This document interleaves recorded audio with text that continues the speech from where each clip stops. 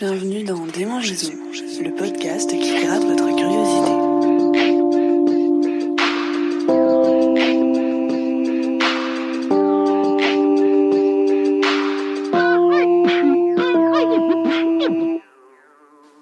Bonjour à tous, bienvenue dans ce 6e épisode de Démangeaison. Avant toute chose, je tenais à vous souhaiter une excellente année 2020, avec une nouvelle décennie plein de rebondissements, je l'espère. On a tous pris notre petit carnet, notre téléphone ou tout simplement notre esprit pour se noter des dizaines de nouvelles résolutions. Parmi celles-ci, manger moins gras, le fameux faire du sport qu'on connaît tous, et pourquoi pas aussi arrêter de fumer. Alors comme tout bon citoyen qui se respecte, on a envie de faire de nous de meilleures personnes, de meilleurs amis, de meilleurs amants, et cette volonté s'accompagne apparemment pour certains par l'arrêt de la cigarette. Et si je vous disais que le tabac n'a pas toujours été perçu comme quelque chose de négatif ? Tout commence en 1492 avec la découverte de l'Amérique par Christophe Colomb. Lors de sa rencontre avec les Amérindiens, l'explorateur découvre cette consommation inédite à ses yeux, celle des feuilles de tabac. Un chroniqueur de la fin du XVe siècle, René Panet, les décrit comme une substance psychotrope qui les amenait à un stade d'ivresse qui les permettait d'effectuer différents rituels et même de guérir certaines maladies. Le nom nicotine vient quant à lui de Jean Nicot, ambassadeur de France au Portugal, qui envoya cette plante à Catherine de Médicis, reine de France, pour guérir les maux de son fils François II, qui mourra peu de temps après, en 1560.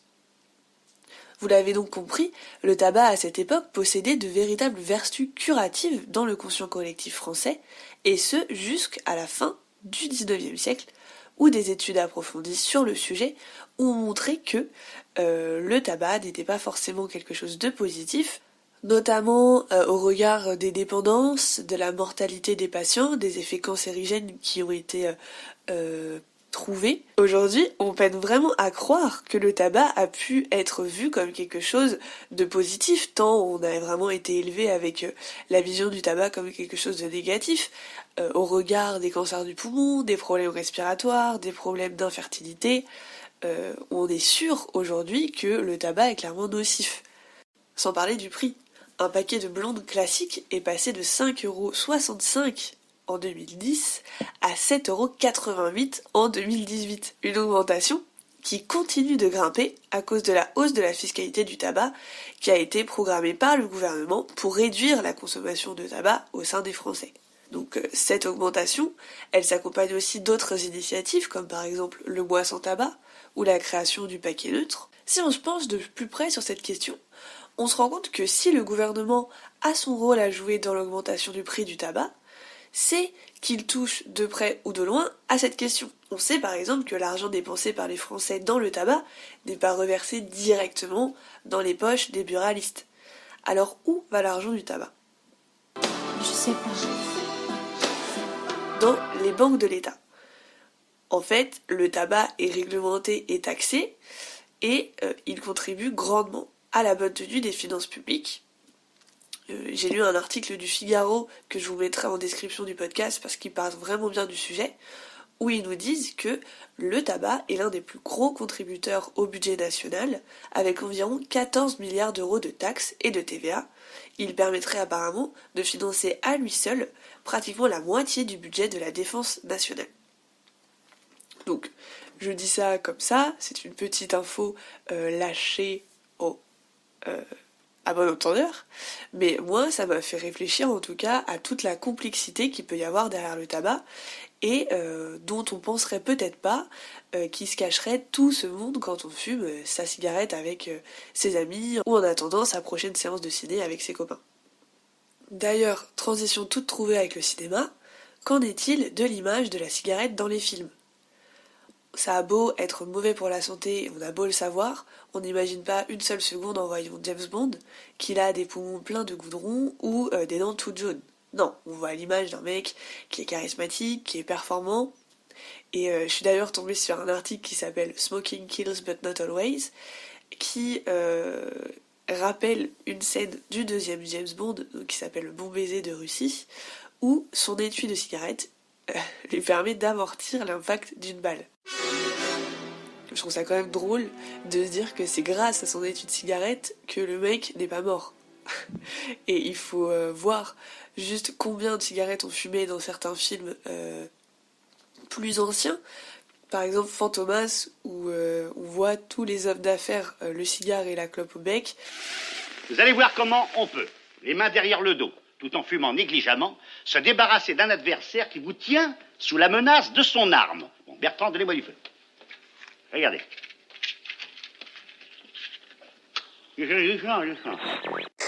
Et on se rend compte en fait clairement que dans ces années-là, la cigarette c'était vraiment l'apanage des détectives qui étaient ténébreux ou des femmes fatales.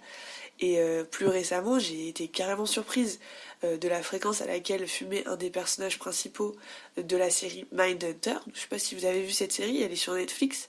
Elle est vraiment hyper intéressante parce que elle présente des histoires vraies, enfin une histoire vraie de deux détectives qui deviennent en fait des chasseurs de tueurs en série et ils rencontrent comme ça différents tueurs en série qui ont été incarcérés et ils leur posent des questions sur le pourquoi, du comment, pourquoi ils ont tué, qu'est-ce qu'ils ressentaient quand ils tuaient. C'est vraiment une super série qui s'inspire de faits réels, qui retrace vraiment la vie de ces deux détectives qui ont réellement existé. Et l'un des détectives qui s'appelle Bill fume tout le temps. C'est-à-dire que tout le long du film, il a une cigarette au bec. Et c'est une série qui se passe dans les années 70 aux États-Unis. Et on voit vraiment que le mec, il a cet aspect très ténébreux, très un peu sombre et charismatique. Et le gars, il est tout le temps en train de fumer, quoi. Il y a tellement d'exemples comme ça, d'actrices et d'acteurs qui ont associé leur charisme à la cigarette. Il y en a un, par exemple, tout trouvé, celui de Marilyn Monroe, hein, la fameuse Marilyn, qui était voilà l'exemple parfait de la femme fatale de l'époque, qui posait régulièrement en photo avec une cigarette.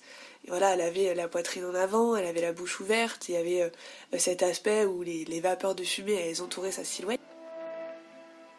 I got a funny sensation in my toes. Like someone was barbecuing them over a slow flame. Let's throw another log on the fire.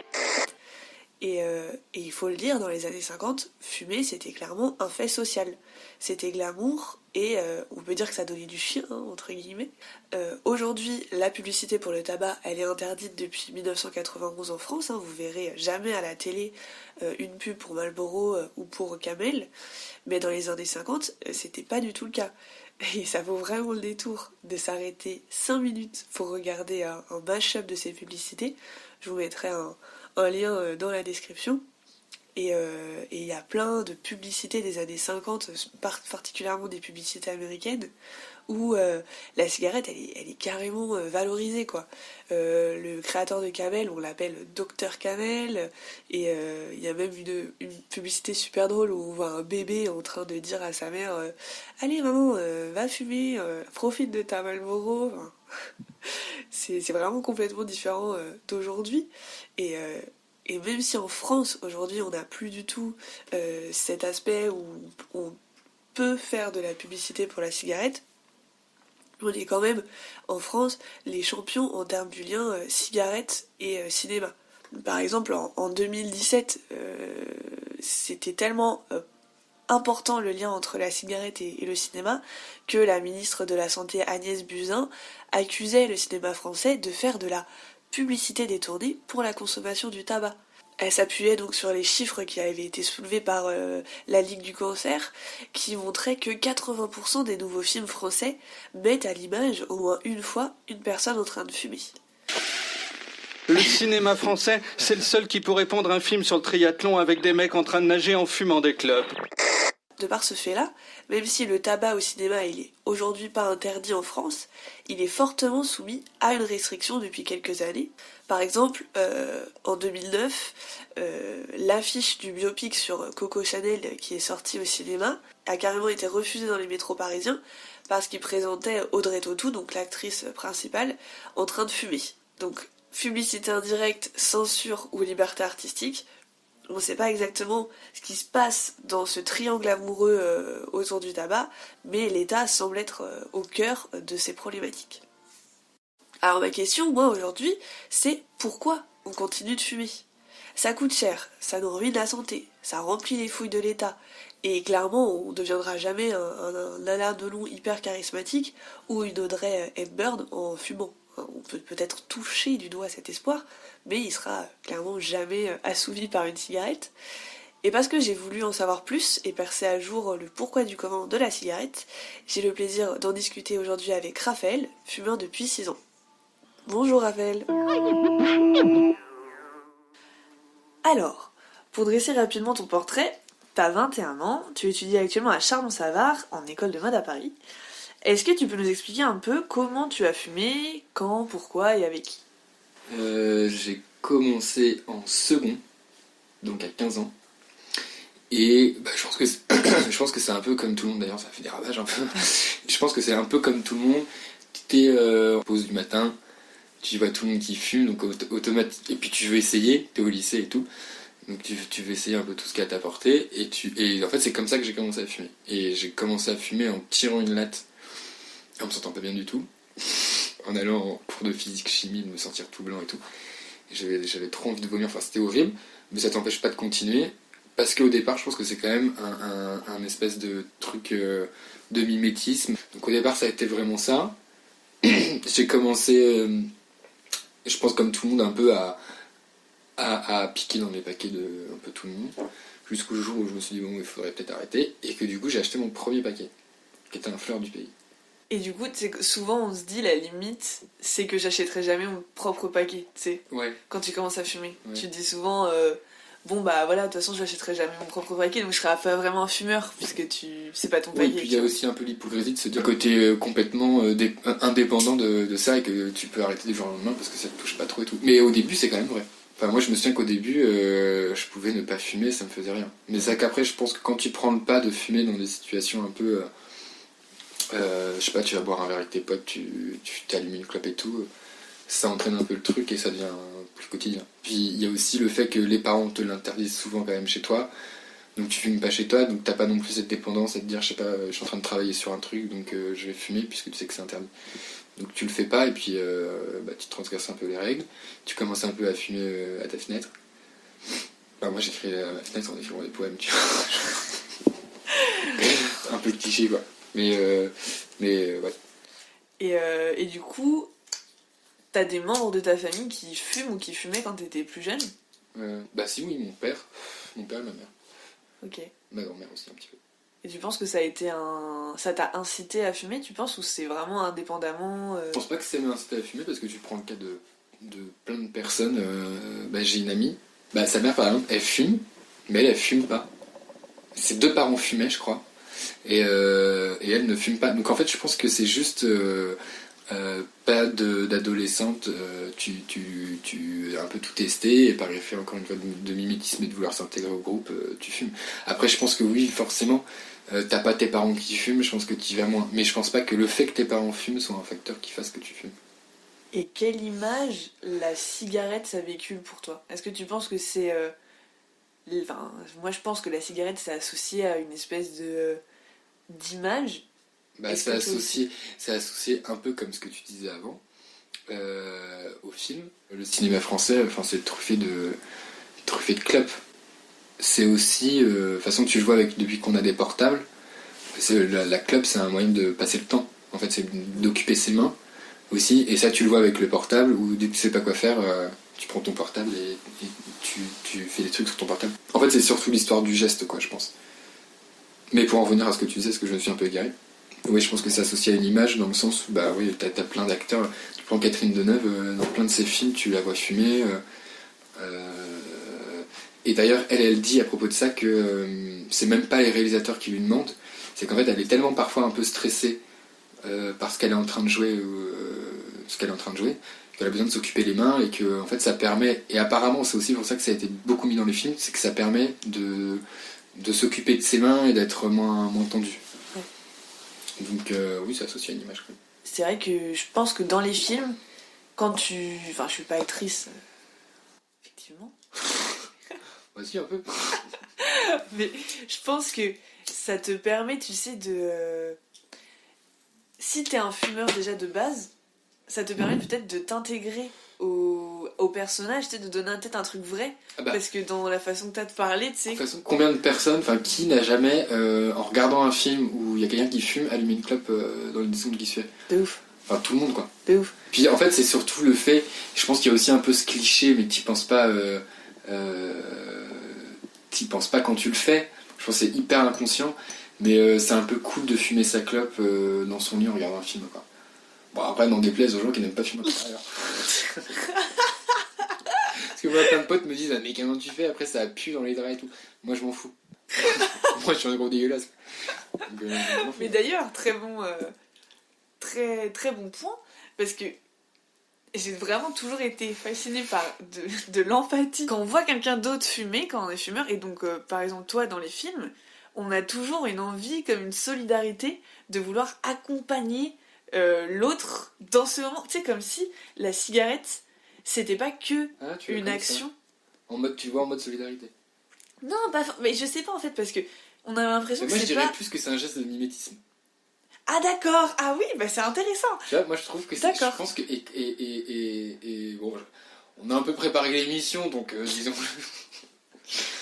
Alors, je ne suis intervenu que sur la dernière partie, mais ce que je veux dire, c'est qu'en lisant ce que tu avais écrit, tu parlais du fait de un peu par geste de solidarité, mais tu parlais aussi de quand quelqu'un se met à se rouler une clope, automatiquement on va se rouler une clope. Ben, je pense qu'en fait c'est lié aussi à un moment. Tu vois que l'autre est en train de, un peu de qui va décompresser avec sa clope, donc tu dis bah, c'est une histoire de me poser 2 secondes aussi, tu vois. En fait c'est marrant parce que ça veut dire qu'on a besoin de la clope pour se dire là je me pose. Enfin pour les fumeurs, Oui. tu vois. Pour dire là je me pose, c'est un moment de pause. De ouf. Bah c'est comme au travail. Non mais... C'est la tête que t'as fait. Tu ressembles même à Marguerite Duras. C'est vrai? Oh non! Avec son col roulé et tout là. Col roulé. C'est comme au travail. Quand tu sais, t'as des pauses au travail. Ouais, tu t'allumes une clope. Bah tu t'allumes une clope. Et souvent, d'ailleurs, les fumeurs, ils prennent des pauses parce qu'on estime que du coup, ils veulent aller fumer leur clope. Mais si tu prends une pause et que tu fumes pas de clope... T'as pas l'impression que c'est une vraie pause. Le fait de vraiment faire une pause, c'est de mettre son cerveau en off et de se dire là je pense à rien et automatiquement... Parce qu'on a peur... En fait, je pense qu'on a peur de l'ennui. Bah bien sûr! On a peur de Mais l'ennui. bien sûr! Mais en fait, là, ton sujet sur la clope, c'est le même sur le téléphone. En fait, c'est un moyen de ne pas se sentir seul, quoi. Et la clope, c'est ça, en fait, c'est un moyen de rompre la solitude. C'est ouf. Puis c'est vrai que t'effectues une action, donc au final, tu sais, tu te vois pas attendre, tu te vois en train de fumer. Ouais. Parce que quand on regarde quand même, la cigarette, elle touche toutes les classes sociales. Que tu sois le prolo, le mec hyper riche... Bah, c'est une drogue. Ah oui, c'est ça. Donc, de toute façon, c'est pas d'être alcoolo, c'est pas réservé aux... Aux classes... Aux prolos. Bah bien sûr. Hein? Qu'on se le dise. Non, mais ni aux classes élevées. Mais tu prends des meufs, par exemple... Moi, première personne à qui je pense, quand je pense au cinéma français et que je pense aussi à une clope, c'est Fanny Ardant, Catherine Deneuve, Jeanne Moreau. Enfin, tu vois. Et c'est des actrices internationales, enfin, qui sont connues. Là. Jeanne Moreau, c'est une des plus connues à l'étranger. Et par contre, ce qui est hyper con, c'est que tu te dis... mais tu payes ton concert, quoi. Ah bah ça, par contre, C'est oui. ça qui est ouf. C'est que tu sais que déjà, en vieillissant, tu vas avoir un tas de maladies, mais alors là, t'en rajoutes en fumant, quoi. Donc t'es quand même assez con. Mais je veux dire, c'est quand même... Enfin, c'est quand même fou comme on est constitué, quoi. On est tellement plein de contradictions. On sait que ça va nous faire le grave de mal. Enfin, et puis c'est pareil pour le joint, quand on sait que c'est... Bon, après, il y a bœuf et bœuf, quoi, mais je veux dire... on sait que ça agit quand même sur notre cerveau, tu vois, il y a des études là-dessus. Après, ça agit quand même beaucoup plus à 15-16 ans où ton cerveau n'est pas encore bien formé et qu'il est bien tout mou. Comme une pâte à pizza. Et voilà, mais ça c'est encore un autre débat sur lequel j'espère on se retrouvera. Non mais du coup, je te remercie d'être venu parler sur la chaîne de Démangeaison à propos de la cigarette. Et moi, je vous retrouve très bientôt pour gratter ensemble de nouvelles démangeaisons. À bientôt! Salut. vraiment sympa. On va 2 heures de train quand même. Hein. Mais dis un mot de fin. Je dis un refais. Bah oui. Attends, je refais.